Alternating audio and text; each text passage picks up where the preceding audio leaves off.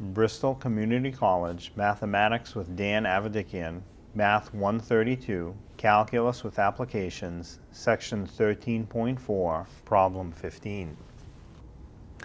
This is Section 13.4, it's problem number 15.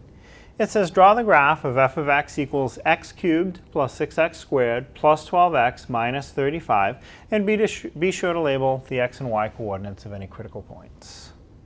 So, to start the process, we're going to find f prime of x. F prime of x equals, so the x cubed is going to give me a derivative of 3x squared.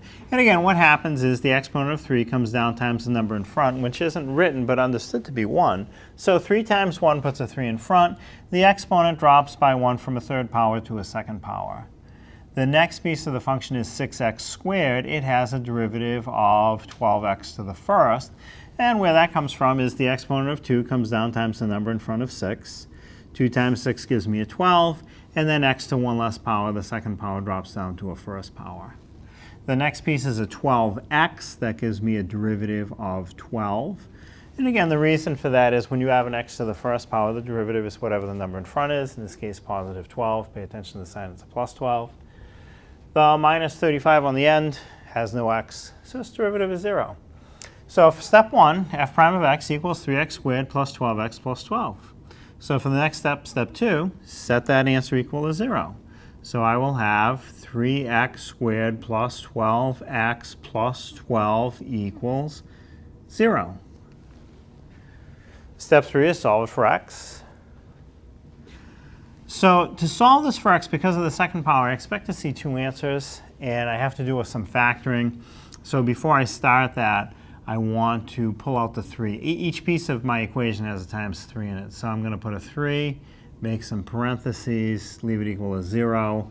So the first piece, the 3x squared, inside the parentheses, I'd have an x squared. The piece in the middle, the 12x, is coming from a 4x. And the 12 on the end is coming from 4. And again, you can verify this. The 3 in front of the parentheses times the pieces inside the parentheses should give you the answer, the equation you started with. 3 times x squared is 3x squared. 3 times 4x is 12x. 3 times 4 is 12. Now, the next thing I want to do is take the x squared plus 4x plus 4 and factor it, break it into parentheses. I can leave the 3 in front. I'm going to have 2 sets of parentheses. I'll start them both with an x. And I want 2 numbers to multiply to give me a positive 4 and add to give me a positive 4. So if I make both factors x plus 2, that'll work. And again, you can check that out. You can do out that FOIL, that first times inner times outer times last, combine your like terms, and it will give you the equation that you had in the line above it. And so you can see that is the correct way to factor it. So I'm kind of have 2 answers, but it's the same answer twice. Each x plus 2 is giving me an answer of x is equal to negative 2. They call this a double root when you get the same answer twice. So if x is negative 2, if you put in negative 2 for x, it will make the equation true. 0 equals 0. So you're getting one answer twice. So I have some type of critical point with an x coordinate of negative 2. If I go back to on my graph, I have a critical point, a spot with a flat tangent line somewhere. So what I have to do next is find the y coordinate that goes with it to determine the height of my critical point. So take my x is negative 2, put it into f of x to find the height, or the y value that would go with my negative 2. So f of negative 2 equals, the x cubed will be negative 2 cubed. Plus 6x squared is plus 6 times negative 2 squared. And then 12 times x will be 12 times negative 2. And then you have minus 35 on the end. Right, we'll do that math. So negative 2 cubed, negative 2 times negative 2 times negative 2 again is minus 8. The next piece, 6 times negative 2 squared. So the negative 2 squared you have to do first. Negative 2 times negative 2 is positive 4. Times the 6 that's in front. 4 times 6 is 24. And the next piece, 12 times minus 2 is negative 24. Again, notice the signs. You can't lose a sign that changes everything. You have minus 35 on the end.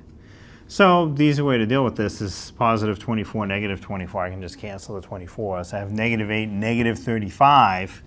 That's negative 43.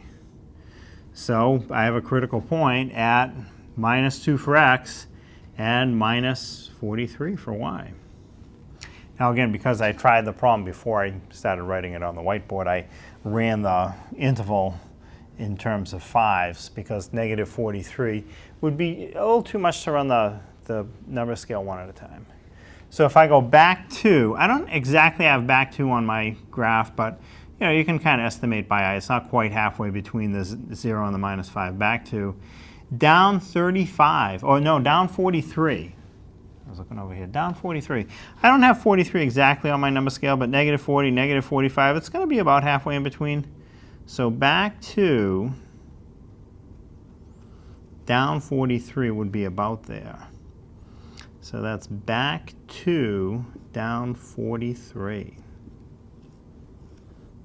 So that's giving me some type of a flat tangent line. It's a critical point. Now what I need to do next is find the height on either side of that critical point. So that's back 2. If I go back 1, am I a little above that or a little below it? And if I go back 3, am I a little above or a little below? So let's put in a negative 1 first and see where my height comes out, a little above or a little below. So f of minus 1 equals, the x cubed will give me a negative 1 cubed. 6x squared becomes 6 times negative 1 squared. 12x will be 12 times negative 1, and minus 35. So let's do the math for that. Negative 1 cubed is negative 1 times itself 3 times. Negative 1 times negative 1 times negative 1 comes out to negative 1. The next piece, 6 times negative 1 squared. You have to do the negative 1 squared first. Negative 1 times negative 1 is positive 1. Times the 6 in front. Positive 1 times positive 6 is plus 6. The next piece, 12 times negative 1 is minus 12, and then I have a minus 35 on the end. So my negatives, negative 35 and negative 12 is negative 47, and another negative 1 is negative 48. So negative 48 and positive 6, negative 48 and positive 6 is minus 42. So if I go back 1, like about here by eye, I'm down 42. Now again, I don't have exactly 42 on my graph, but I know this was 43, so down 42 is going to be a little above it. So it's going to come from above, flatten out briefly, and it'll either go back up or it'll flatten out briefly and continue down. So you want to see to figure out which one of those two cases it is. I know the height at negative 2. Go over one more, go to negative 3, and see if your height's a little above or a little below my critical value that has a height of negative 43. So let's put in a negative 3 in f of x and see what type of height we get. F of negative 3 equals, the x cubed is negative 3 cubed, plus 6x squared is plus 6 times negative 3 squared. 12x is 12 times negative 3, and then minus 35. So negative 3 cubed, negative 3 times negative 3 times negative 3 again, comes out to negative 27. The next piece, 6 times negative 3 squared. So you have to do the negative 3 squared first. Negative 3 times negative 3 is positive 9 times the 6 in front. So 9 times 6 is positive 54. The next piece is 12 times negative 33. That's minus 36. And then you have a minus 35 at the end. So again, put your positives together, your negatives together, combine them. Negative 35 and negative 36 is negative 71. Negative 71 and negative 27 is negative 98. So I have negative 98 and positive 54 would be negative 44. So if I go back 3 for x, I'm going down 44 for y. So back 3 for x, down 44. Again, I don't have 44 exactly on my graph, but I can estimate it. But the important thing is it's a little below my critical point with a height of negative 43. So it does come down, briefly flattens out, and then it's going to continue down. So that's what the graph of my function looks like. It's kind of a sideways looking bump.